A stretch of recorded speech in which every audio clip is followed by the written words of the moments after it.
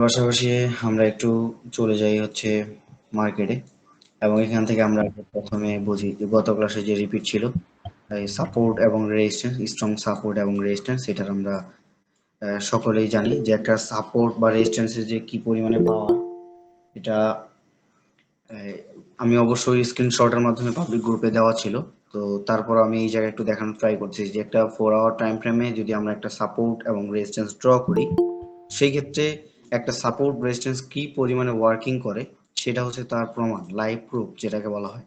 ঠিক আছে, আমরা যদি এই টাইম ফ্রেমটাকে, এটা 1 আওয়ার টাইম ফ্রেম আছে, এই টাইম ফ্রেমটাকে যদি শিফট করে 5 মিনিট টাইম ফ্রেমে যাই, তাহলে অনেক একটা আপনার মুভ দেখতে পারবেন, যেটা আমরা গত ক্লাসে বলছিলাম যে 4 আওয়ার টাইম ফ্রেম, যেটা লং টাইম ফ্রেমে যদি আপনি সাপোর্ট রেজিস্ট্যান্স গুলো ড্র করেন, সেক্ষেত্রে হয়তো বা 4 আওয়ার টাইম ফ্রেমে এটা রিটেস্ট হতে পারে, সরি, এটা একটু উইক হতে পারে, কিন্তু আপনার 5 মিনিট যে টাইম ফ্রেম, সেখানে কিন্তু হিউজ পরিমাণে একটা আহ, আপনারা মার্কেটের ডাউনমুখী বা আপমুখী আপনার একটা রিটেস্ট দেখবেন।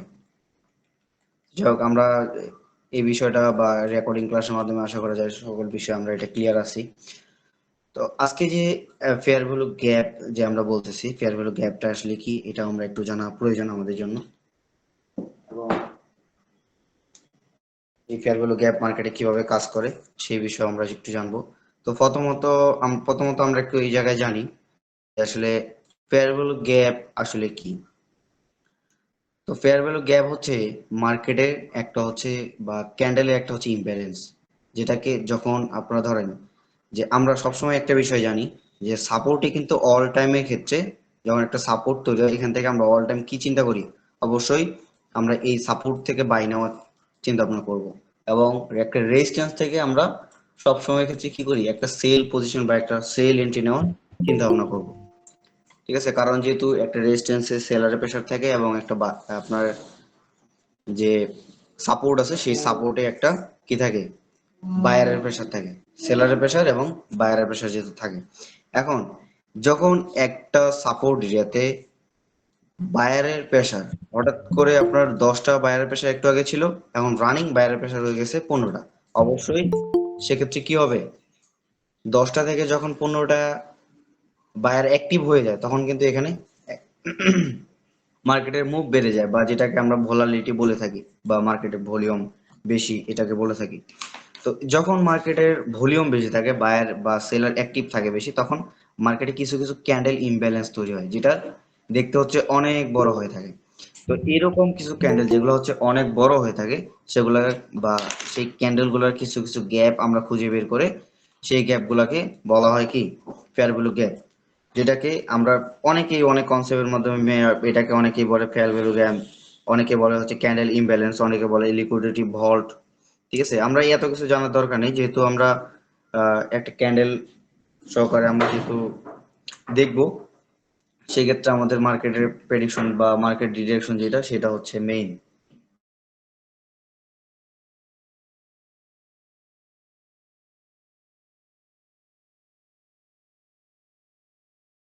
যাই হোক, আমি দুঃখিত মিউট করার জন্য। তো এখন আমরা কি জানলাম যে ফেয়ার ভ্যালু গ্যাপ কি, বা আমরা মার্কেটে ফেয়ার ভ্যালু গ্যাপ কিভাবে দেখব, এটা সম্পর্কে আমরা একটু দেখি যে আসলে ফেয়ার ভ্যালু গ্যাপ কিভাবে তৈরি হয়। ঠিক আছে, তারপর আমরা এটা ইনভ্যালিড বা ভ্যালিড কোনটা, কোনটাতে আমরা এন্ট্রি নিতে পারবো কিনা, এবং তার পাশাপাশি আমরা আসলে অনেক অগোছালো কথা বলবো, কারণ এটা বলার উদ্দেশ্য হচ্ছেই আপনারা যেন পার্ট টু পার্ট এই বিষয়টাকে একদম ক্লিয়ার ভাবে বুঝতে পারেন, যেন আপনাদের নেক্সট টাইম এই বিষয়ে কোনো প্রবলেম আপনারা ফেস না করেন।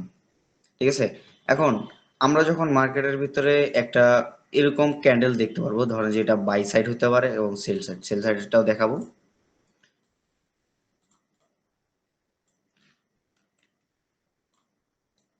ধরেন আমরা একটা উদাহরণস্বরূপ আমরা কয়েকটা ক্যান্ডেল এই জায়গায় তৈরি করি, আগে থেকে আসলে তৈরি করা নেই।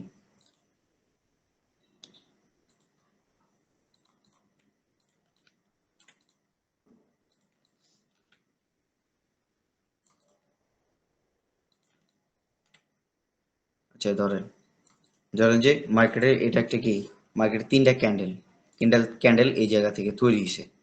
এখন এই তিনটা ক্যান্ডেলের ভিতরে আমরা এখানে যদি দেখি, এটা ক্যান্ডেল আমরা ছোট্ট একটা ক্যান্ডেল দেখতে পাচ্ছি, যেটাকে সাধারণত ফরেক্সের ভাষায় বেবি ক্যান্ডেল বলা হয়।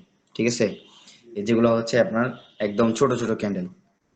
এবং আমরা যদি মিডল যে ক্যান্ডেলটা আছে সেই ক্যান্ডেলটা যদি একটু ফোকাস করি, তাহলে কিন্তু এই ক্যান্ডেলটা দেখতে পাচ্ছি একটা হিউজ পরিমাণে বড়। আমরা যদি মার্কেটে দেখি, মার্কেটে কিন্তু হিউজ পরিমাণে একটা বড় ক্যান্ডেল দেখতে পারবো। কারণ আমরা যদি এটা একটু ব্যাক নিয়ে যাই, তাহলে আমরা কি জানলাম যে অনেকে আসলে অনেক স্ট্র্যাটেজি বলতে পারেন যে আমি ইউটিউবে একটা ভিডিও দেখছি, সেখানে বলছে যে তিনটা ক্যান্ডেল একই হইতে হবে। কিন্তু আমাদের স্তর থেকে আমরা বলতে পারি যে কালার ডাজ নট ম্যাটার। আপনার কালার যে কোনো কালার হতে পারে, এটা রেড কালার হতে পারে, হয়তোবা এটা গ্রিন কালার হতে পারে, এরকম হতে পারে। আবার এটা আপনার কি হতে পারে, রেড হতে পারে, কিন্তু এটা গ্রিন হয়ে গেছে আপনার ভলিউম বেশি থাকার কারণে। তো আপনার এটা কালারকে কোনো জাজ করবেন না। তো আপনার মিডল যে ক্যান্ডেলটা আছে, এই ক্যান্ডেলটা যদি আমরা দুইটা স্তর দ্বারা ভাগ করে দিই, ধরেন যে আমরা এখানে আপনার দেখতে পাচ্ছি এই ক্যান্ডেলের ক্লোজিং হয়েছে উপরে। আমরা যেটা একটা বিষয় অনেকেই জানি আবার অনেকেই জানি না, যেটা হচ্ছে যখন একটা গ্রিন কালার ক্যান্ডেল তৈরি হয়, এটার নাম কিন্তু আমরা জানি কি, বুলিশ ক্যান্ডেল। বুলিশ ক্যান্ডেল অবশ্যই নিচে থেকে তৈরি হয় এবং উপরে থেকে এটা কি করে, ক্লোজ করে। নিচে থেকে তৈরি হয়ে উপরের দিকে ক্লোজ করে। এবং যেটা হচ্ছে রেড ক্যান্ডেল হয়, সেটার নাম হচ্ছে কি, ব্যারিশ ক্যান্ডেল। এটা আমরা নাম জানার আমাদের কোনো প্রয়োজন নেই, আমরা জানি আসলে এটার কাজ কি। তো বেয়ারিশ ক্যান্ডেলটা কিন্তু অবশ্যই উপরে আপনার কি হয়, ওপেনিং হয় এবং নিচে থেকে ক্লোজ হয়। এখন আমরা যদি দেখি, এটা হচ্ছে বুলিশ যে ক্যান্ডেলটা ছিল, যেটা হচ্ছে ইমব্যালেন্স বা আপনার ক্যান্ডেলের যে ইমব্যালেন্স যেটাকে, সেটা আমরা যদি যেটা ক্লোজিং সেটা ধরি এবং ওপেনিং যদি আমরা ধরি, তাহলে আমরা এখানে বিশালতা একটা কি পাচ্ছি, গ্যাপ আছে। ঠিক আছে, এই গ্যাপটাকে আমরা কি করব, একটা রেক্টেঙ্গেল যদি আমরা ড্র করে দিই, এটাকে মূলত ফরেক্সের ভাষায় বলা হয় ইমব্যালেন্সের ফেয়ার ভ্যালু গ্যাপ বা লিকুইডিটি ভল্ট। ঠিক আছে, এটা কি, অবশ্যই আমরা মার্কেটে এটা প্র্যাকটিক্যাল দেখব এখন আমরা যদি, যেহেতু বোঝানোর ক্ষেত্রে। ঠিক আছে, এটা হচ্ছে কি একটা ফেয়ার ভ্যালু গ্যাপ। এখন এটা যদি বেয়ারিশ সাইড হতো, এটা যদি কোনো কারণে বেয়ারিশ সাইড হতো, তাহলে এটা এটা আসলে কি হতো, সেম। ঠিক আছে, একই রকম, যেটা হচ্ছে কি ক্যান্ডেলের আপনার যে গ্যাপটা থাকতো, সেই গ্যাপটা হচ্ছে মার্কেটে ক্যান্ডেলের কি ফেয়ার ভ্যালু গ্যাপ বা ক্যান্ডেল ইমব্যালেন্স, সেইটাকে আমরা যদি ড্র করি, তাহলে আমরা এখান থেকে একটা গ্যাপ পাবো। এখন আমরা এটা থেকে এন্ট্রি কিভাবে নিব, বা এটা ইনভ্যালিড কোনটা বা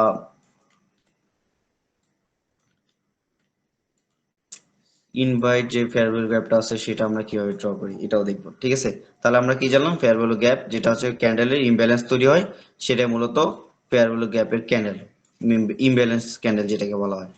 ঠিক আছে, এখন আমরা আরেকটু জানবো যে এখানকার মধ্যে যে ইনভ্যালিড যে ক্যান্ডেলটা, ইনভ্যালিড যেটা হচ্ছে আমরা ফেয়ার ভ্যালু গ্যাপ হিসেবে কখনোই ধরতে পারবো না, সেই ক্যান্ডেলটা আমরা একটু দেখি। যে ধরেন আমরা সাধারণত একটু আগে যেটা দেখলাম, যে আমরা যদি গ্যাপ হয়, এটা যদি ক্যান্ডেলের গ্যাপ হয়, তাহলে আমরা এটাকে ধরতে পারবো। কিন্তু এখন যদি আমরা দেখি যে এই যে উইকগুলো, এই উইকগুলো যদি এরকম আকারে প্রিভিয়াস যে ক্যান্ডেলটা ছিল ছোট, যেটা ক্যান্ডেল, এই ক্যান্ডেলটা যেটা প্রিভিয়াস ছোট ছিল, এই ক্যান্ডেলটা যদি এরকম ভাবে তার উইকগুলো অনেক বড় হয়, ঠিক আছে, ধরেন যে এরকম ভাবে উইকগুলো হইলো, এটা হচ্ছে এরকম ভাবে। তো এই ক্যান্ডেলগুলো যখন আপনার এরকম ভাবে হবে, তখন এখানে কিন্তু আপনি যতই আপনার ক্যান্ডেলটা ইমব্যালেন্স হোক না কেন, যেহেতু প্রিভিয়াসলি আপনার ক্যান্ডেলটা উইক দ্বারা এটার ভরাট অনেকটাই করে ফেলছে, আমরা ছোট্ট আকারে আছে এটা এরকম এরকম হতে পারে, ঠিক আছে, অনেক ছোট, তাহলে আমরা এটাকে কখনোই ফেয়ার ভ্যালু গ্যাপ ধরতে পারবো না, কারণ এটা হচ্ছে ইনভ্যালিড। এটা আমরা কখনো মার্কেটের ভিতরে যদিও কাজে লাগাই, কিন্তু আমরা এখান থেকে এন্ট্রি নিলে অবশ্যই অ্যাসেড হিট খাওয়ার চান্স অনেকটাই আছে, বা অ্যাসেড হিট খাবে আমরা বলতে পারি, কিন্তু 100% তো বলা যায় না। তারপরেও এটা বলতে পারি এটা হচ্ছে আপনার কি, ইনভ্যালিড, যেটাতে আপনি কখনোই এন্ট্রি নিতে পারবেন না। এখন একটা ফেয়ার ভ্যালু গ্যাপে আমরা মূলত কিভাবে এন্ট্রি নিই,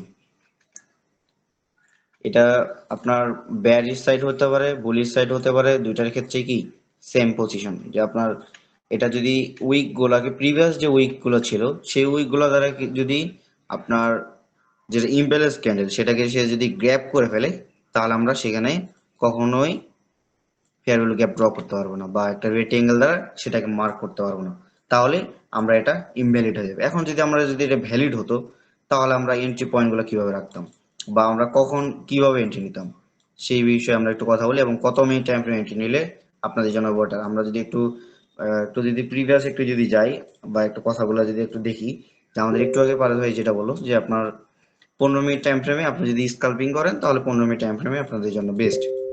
সরি, স্কাল্পিং এর জন্য বেস্ট। আপনি যদি একটু লং ট্রেড করতে চান, তাহলে 1 আওয়ার 4 আওয়ার আপনি ট্রেড করতে পারবেন। ঠিক আছে। এখন একটা ফেয়ার ভ্যালু গ্যাপ আপনারা যখন দেখবেন, সেটা যদি আপনার বেয়ারিশ সাইড হয়, যে আপনার যে রেজিস্ট্যান্স ছিল, সেই রেজিস্ট্যান্স থেকে যদি একটা ফেয়ার ভ্যালু গ্যাপ আপনি দেখেন, যে মার্কেট এরকম আকারে, মার্কেট নিচে থেকে, ঠিক আছে, এখানে যদি আপনি একটা ফেয়ার ভ্যালু গ্যাপ দেখেন, তাহলে আপনারা ওয়েট করবেন সেই পজিশনে মার্কেট আবার রিভার্স করার জন্য।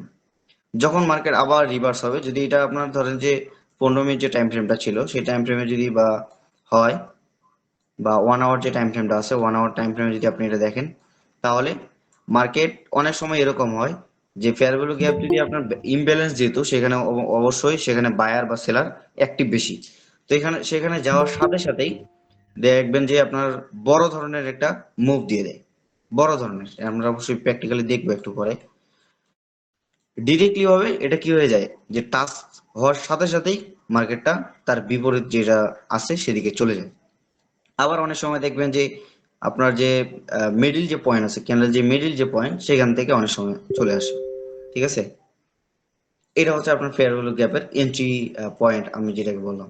কারণ আমরা আসলে ক্যান্ডেল ড্র করতেছি না, এটাকে যদি আমরা একটু বাড়িয়ে দেই, এবং আমরা বুলিশ যে সাইডটা আছে, বুলিশ সাইডটাকে আমরা যদি একটু গেইন করি, তাহলে এরকম আকারে আমি দেখব যে যখন এখানে একটা ফেয়ার ভ্যালু গ্যাপ তৈরি হবে, ধরেন যে এটা একটা ফেয়ার ভ্যালু গ্যাপ সাধারণত ভাবে আমি ধরলাম, এটা যদি একটা ফেয়ার ভ্যালু গ্যাপ হয়, নেক্সট টাইম মার্কেট যখন আবার রিভার্স, রিভার্স তো আমরা সবাই জানি, ব্রেকআউট, রিভার্সেল, হ্যাঁ, রিটেস্ট, আমরা কিন্তু এটা গত ক্লাসে জানছি যে আসলে এটা কিভাবে কিভাবে তৈরি হয়।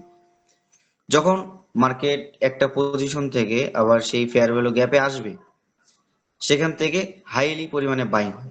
কারণ এটা আমরা অনেক সময় আছে যে কনফার্মেশন নিতে হয়, কনফার্মেশন আমাদের জন্য কিভাবে নেওয়া উচিত, যেহেতু আপনাদের কনফার্ম ক্যান্ডেলস্টিকের যে ক্লাসগুলো, এগুলো ক্লাস কিন্তু এখন আমাদের কন্টিনিউ হয়নি।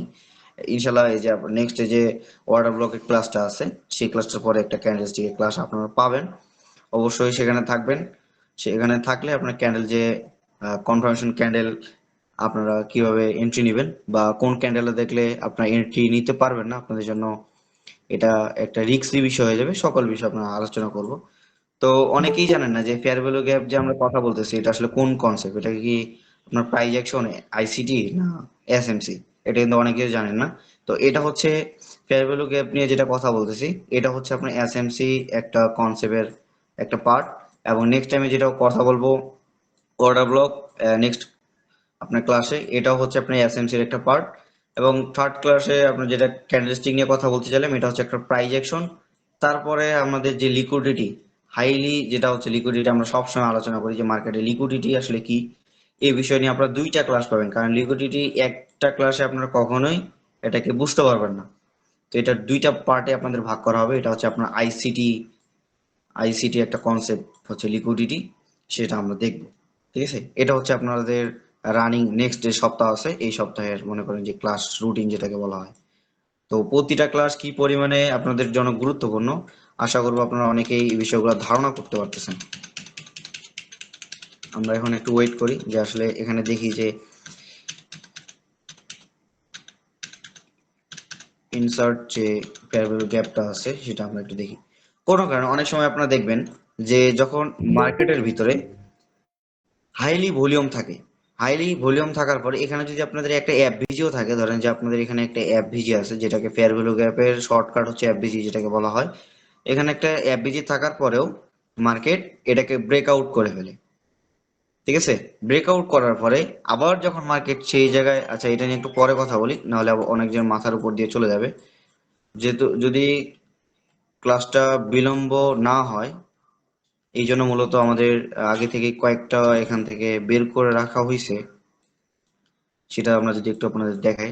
যেহেতু আমরা কোনো ক্লাসেই আগে থেকেই এগুলো রেডি করে রাখি না, কিন্তু আজকে এটা রাখলাম কারণ হচ্ছে এই ক্লাসটা যেহেতু একটু লং হবে, সেক্ষেত্রে বেশি বিলম্ব করে অনেকে আছে যে ব্যস্ততার মাঝে ক্লাসে জয়েন করে, আবার অনেকে আছে যে সারাদিন অফিস শেষ করে তারপর ক্লাসে জয়েন করে। তো অনেকেই বিভ্রান্ত বা বোর ফিল করবে, তার জন্য আগে থেকে ড্র করে রাখা। তো আমি কি বলছিলাম, যে যখন একটা সাপোর্ট এরিয়া থাকে, আমরা যদি শর্ট টাইম ফ্রেমে আসি, শর্ট টাইম ফ্রেমে রানিং হচ্ছে আপনার আমরা যদি সাপোর্ট দেখি তাহলে হচ্ছে রানিং সাপোর্ট আপনারা দেখবেন যে আহ, এই জায়গাটাতে। এবং আমরা যদি রানিং রেজিস্ট্যান্স দেখি, রানিং রেজিস্ট্যান্স আপনারা দেখবেন যে এই জায়গাগুলোতে। ঠিক আছে, স্ট্রং যে রেজিস্ট্যান্স। তো এই যে সাপোর্ট রেজিস্ট্যান্স সকলেই বোঝেন। এখন ফেয়ার ভ্যালু গ্যাপ, যদি আপনার যে সাপোর্ট হওয়ার পরে যদি আপনার একটা ফেয়ার ভ্যালু গ্যাপ হয়, অবশ্যই যদি সেটা কি হয়, গ্রিন হয়। ধরেন যে তিনটা ক্যান্ডেল এখান থেকে গ্রিন হয়েছে, আমরা কি বলছি, কালার এখান থেকে আপনার কোনো করে না, কনফার্মেশন দেয় না। আপনার কালার যে কোনো হতে পারে, কিন্তু মিডিল যে ক্যান্ডেলটা হবে এটা আপনার অবশ্যই কি করতে হবে, আমরা অবশ্যই আপনি এটা বলতে পারেন যে ভাই এটা হচ্ছে একটা ইমব্যালেন্স ক্যান্ডেল, আর এটাও একটা ইমব্যালেন্স ক্যান্ডেল, আমরা যদি নিচেটা ধরতাম আমাদের জন্য কি ভালো হতো কিনা। তো আপনাদের জন্য বলে রাখি যে যখন তিনটা ক্যান্ডেলের মাঝখানে একটা এরকম ইমব্যালেন্স তৈরি হয়, সেটাকে আমরা শুধু ভ্যালিড ইমব্যালেন্স হিসেবে ধরতে পারবো। এবং নিচে যেটা হয় এবং তার নিচে আপনার সাপ্লাই ডিমান্ড জোন ড্র করে আমরা সেটা কিছু কনফার্মেশন নিয়ে সেটাকে আমরা অর্ডার ব্লক হিসেবে গণ্য করবো। এটা নেক্সট ক্লাসে আরো অ্যাডভান্সলি কথা বলবো। এই ক্লাসে আমরা জানি যখন এখানে একটা ইমব্যালেন্স ক্যান্ডেল তৈরি হয়েছে, তৈরি হওয়ার পরে মার্কেট যখন নেক্সট টাইমে বেশি কিন্তু রিটেস্ট করেনি, যে এখান থেকে রিটেস্ট হয়ে আবার আসছে নিচে, এরকম কিন্তু হয়নি। সেখানে কি করছে, একটা ক্যান্ডেলের মাধ্যমে সেখান থেকে রিটেস্ট, একটা ক্যান্ডেলের মাধ্যমে। যদি আপনি এইটাও যদি কোনো মতো ধরতে না পারেন, এটাও যদি আপনি কি করতে পারেন, কোনোভাবে ধরতে না পারেন, তাহলে আপনি নেক্সট টাইমে কি ধরেন, এই নিচের যে আপনার তারপরের যে আপনার ফেয়ার ভ্যালু গ্যাপের যে ইটা আছে, রিটেস্টটা আছে, আপনি সেটা ধরেন, আপনি সেখান থেকে এন্ট্রি নিতে পারবেন। কোনো কারণে আপনি ধরেন যে এটা আপনার জন্য ইনভ্যালিড মনে হচ্ছে, যে আপনি এটা এন্ট্রি নিতে পারলেন না, আপনার সময় হয়ে ওঠেনি, সেক্ষেত্রে আপনি নেক্সট টাইমে যখন আবার আসবে, মানে এক কথায় আপনি একটা ফেয়ার ভ্যালু অ্যাপ থেকে একবার থেকে সর্বোচ্চ, মানে সর্বোচ্চ দুইবার আপনি এখান থেকে রিটেস্ট দেখতে পাচ্ছেন, দেখতে পারবেন। সেটা ছোট হোক বড় হোক, সব সবটার ক্ষেত্রে আপনি কি করতে পারবেন, এখান থেকে রিটেস্ট দেখবেন একটা ফেয়ার ভ্যালু গ্যাপ থেকে। নেক্সট টাইমে আবার যখন সেই জায়গায় আসবে, সেই জায়গা থেকে আপনি এন্ট্রি নিতে পারবেন। অবশ্যই ক্যান্ডেল কনফার্মেশন নেবেন হচ্ছে 5 মিনিট টাইম ফ্রেমে, যেহেতু এটা 5 মিনিট টাইম ফ্রেমে ড্র করা, সেক্ষেত্রে এটা হচ্ছে শর্ট টাইম ফ্রেমে। তারপরে এখানে দেখানোর ট্রাই করলাম, যখন আপনি একটা ফেয়ার ভ্যালু গ্যাপ থেকে এন্ট্রি নেবেন, সেটার এসএল আপনি কোথায় রাখবেন এবং টিপি কোথায় রাখবেন। টিপি রাখবেন হচ্ছে আপনার প্রিভিয়াস যে হাই আপনি দেখবেন, প্রিভিয়াস হাই বলতে কি অবশ্যই রেজিস্ট্যান্স না, প্রিভিয়াস হাই হচ্ছে আপনার, আমরা যদি এই জায়গাটাকে একটু ফলো করি, এইদিকে জায়গাটাকে, এই জায়গাটাকে আমরা প্রিভিয়াস হাই দেখতে পাচ্ছি, প্রিভিয়াস।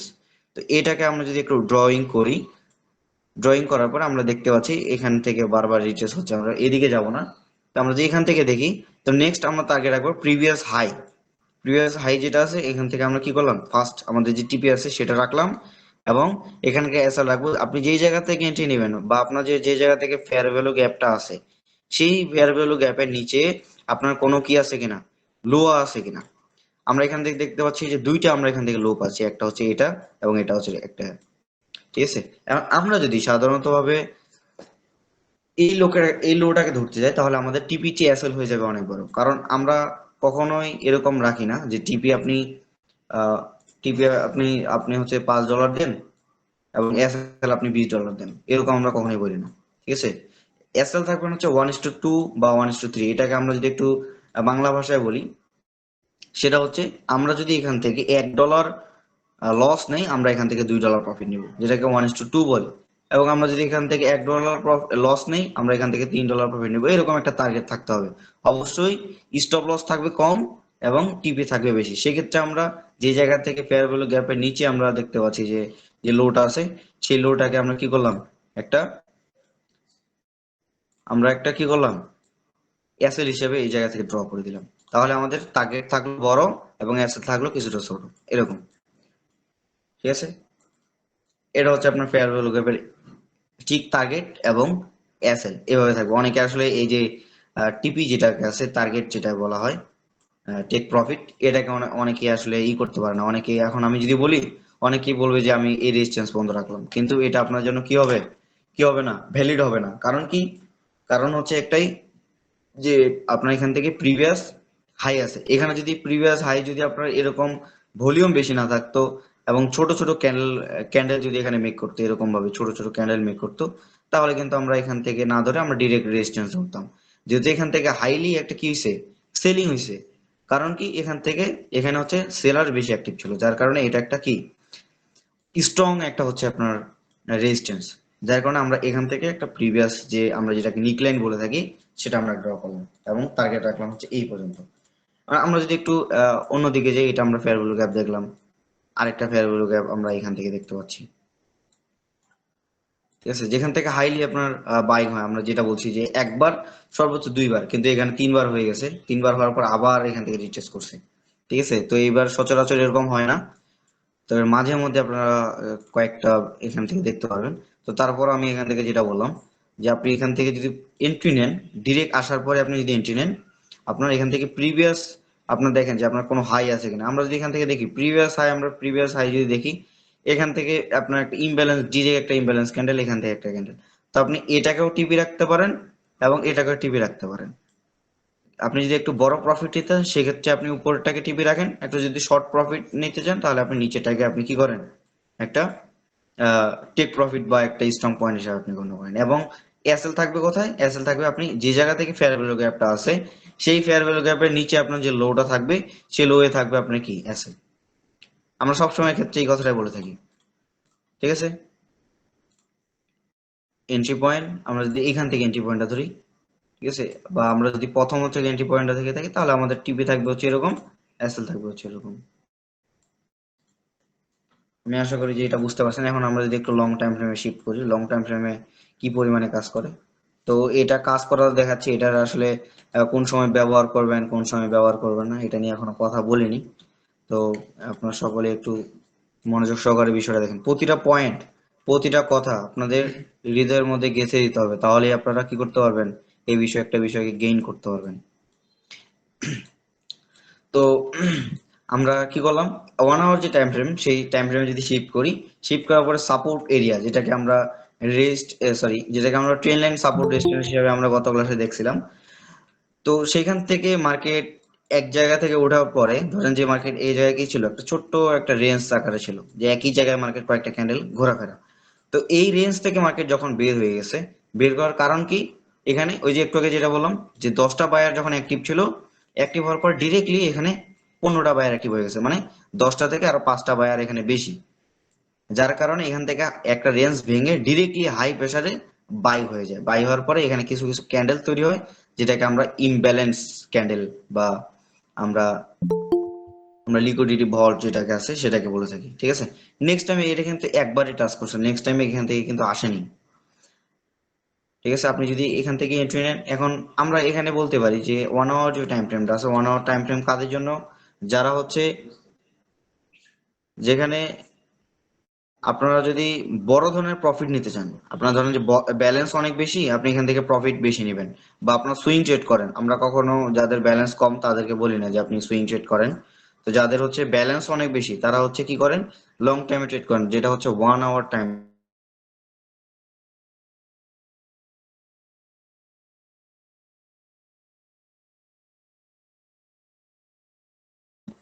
আচ্ছা যাই হোক, তো আমরা এই যে বিষয়টা, এই বিষয়টা কিন্তু আমরা জানছি যে ফেয়ার ভ্যালু গ্যাপের কোন জায়গা থেকে রেজিস্ট্যান্স এরিয়া বা সাপোর্ট এরিয়া থেকে কোন কোন জায়গা আমাদের কতটুকু টিপি কতটুকু এসএল রাখা আমাদের জন্য জরুরি। তো ফেয়ার ভ্যালু গ্যাপ যে বিষয়টা পার হয়ে গেছে, আমরা শুনলাম যে আসলে এই একটা বিষয় নিয়ে আমরা 2 মাস থেকে 1 মাস থেকে আমরা কিন্তু প্র্যাকটিস করছি। তারপরে একটা বিষয় কনফার্ম যে বিষয়টা, সেই বিষয়টা কিন্তু হওয়ার পরে আমরা বর্তমান রানিং এই বিষয়ের উপর ট্রেড করতেছি এবং আপনাদের তার পাশাপাশি আপনাকে একটা সাপোর্ট দিচ্ছি। তো আমি আশা করি যে যারা হচ্ছে বিগিনার আছেন তাদের কিন্তু এই কথার বিষয়টা একদিনেই বা একটা ক্লাসে আপনি কখনোই গেইন করতে পারবেন না। যার জন্য আমরা এটা দ্বিতীয় একটা পার্ট ইনশাল্লাহ আপনাদের দিব। কারণ আমরা যেহেতু দেখতে পাচ্ছি যে অলরেডি 10টা বেজে 47 মিনিট, আপনার 47 মিনিট থেকে আমাদের সাথে যুক্ত আছেন এবং অনেক বিষয় আপনাদের সাথে কথা বলা হয়েছে, আপনি কোথায় এসএল দিবেন, কোথায় টিপি দিবেন, ঠিক আছে, কোনটা আপনার জন্য ভ্যালিড কোনটা ইনভ্যালিড। তো নেক্সট যে পার্ট হবে সেই পার্টে আমরা ইনশাল্লাহ একদম ফিনিশিং টানবো এই ফেয়ার ভ্যালু গ্যাপের, তারপরে আমরা নতুন আরেকটা টপিকে যাব। ঠিক আছে, এখন এই ফেয়ার ভ্যালু গ্যাপের বাইরে আমাদের কয়েকটা বিষয় আমরা জানার প্রয়োজন, বা আমি আমার স্থান থেকে যেটা বলি যে সকলের এই বিষয়টা জানা প্রয়োজন। যে বিষয়টা হচ্ছে যে যারা হচ্ছে বিগিনার আছেন, ছোট থেকে ট্রেড করতেছেন, অনেকে আছে বাইনারি ট্রেড থেকে এই জায়গায় আসছেন, অনেকে আছে যে স্টক ট্রেড থেকে এই জায়গায় আসছেন, অনেকে আসছে যে ক্রিপ্টো থেকে আসছেন। তো সকলের উদ্দেশ্যে আমি একটাই কথা বলবো যে ফরেক্সের যে বিষয়টা, ট্রেডের যে বিষয়টা, যারা হচ্ছে এখন থেকেই এই বিষয়টাকে গেইন করতেছেন, তো তাদের কয়েকটা বিষয় মনে রাখা খুবই জরুরি যে এই এই বিষয়গুলোকে আমাদের মেনটেন করতে হবে, যেটাকে আমরা আউট অফ কন্ট্রোল বলে থাকি। এখন সেই বিষয়গুলো কি কি? এই বিষয়গুলোতে আমরা দেখি যে অনেক সময় আমরা যেগুলো ফেস করি, যে যখন আপনার মাথা সবসময়ের জন্য গরম থাকবে, বা আপনার ধরেন যে আপনার মেজাজ কেমন একটা হয়ে আছে, সেই টাইমগুলোতে আপনি যখন ট্রেড করতে যাবেন, তখন আপনার মার্কেট, আপনি সবকিছুই জানেন কিন্তু মার্কেটকে আপনি আপনার স্থান থেকে আপনার আয়ত্তে নিয়ে আসতে পারতেছেন না। তো এই টাইমগুলো আমরা সবসময় এড়ানোর ট্রাই করি, কখনো এই টাইমগুলোতে আমরা ট্রেড করি না, বা আমরা কাউকে কখনো বলি না যে আপনার যখন মেজাজ খিটখিটে থাকবে তখন আপনি এই সময়টাকে আপনি স্কিপ করেন, এই সময়টাতে আপনি কখনো ট্রেড করবেন না। আরো যে বিষয়গুলো, ধরেন যে মার্কেটের অবস্থা খারাপ, অবস্থা বলতে কেমন, মার্কেটের ভলিউম বেশি, অনেক বড় বড় প্রতিটা ক্যান্ডেল তৈরি করতেছে, বা অনেক বড় বড় উইক তৈরি করতেছে। আমরা যদি একটু এইদিকে দেখি যে আজকে রানিং যে মার্কেট যখন বন্ধ হয়ে যায়, তো বন্ধ হওয়ার আগ মুহূর্ত পর্যন্ত 1 আওয়ার টাইম ফ্রেমে অনেক বড় বড় কিন্তু উইক তৈরি করছে। তো কারণ কি, এই জায়গায় হচ্ছে বায়ার এবং সেলারের প্রেশার খুবই বেশি থাকার কারণে মার্কেট কিন্তু এরকম একটা সিচুয়েশন তৈরি করছে। এই যে সিচুয়েশন গুলো, এই সিচুয়েশন গুলোতে আপনার ট্রেড করা যাবে না। তো যাই হোক, আমি আর বেশি প্যারা দিচ্ছি না। অনেকেই বিগিনার আছেন, এই বিষয়গুলোকে আপনারা একদম ক্লিয়ার ভাবে বুঝতে পারবেন না। তো আমরা দুই একটা প্রশ্ন আজকে নিতে চাইছিলাম, তো তারপরও যেহেতু দেখতে পাচ্ছি যে অনেকের এই বিষয়টা অনেকেই বুঝতে পারছে, আবার অনেকেরই প্রবলেম আছে, রেকর্ডিং ভিডিওটা দেখে নিলে আপনারা এই বিষয়গুলো বুঝতে পারবেন। তো ফিনিশিং যে ক্লাসটা হবে, সেই ফিনিশিং ক্লাসে ইনশাল্লাহ আপনাদের প্রশ্নই নেওয়া হবে অনেকগুলো। যাদের যেটা প্রশ্ন আছে আপনারা সেটাকে কি করেন, আপনারা সেই প্রশ্নটাকে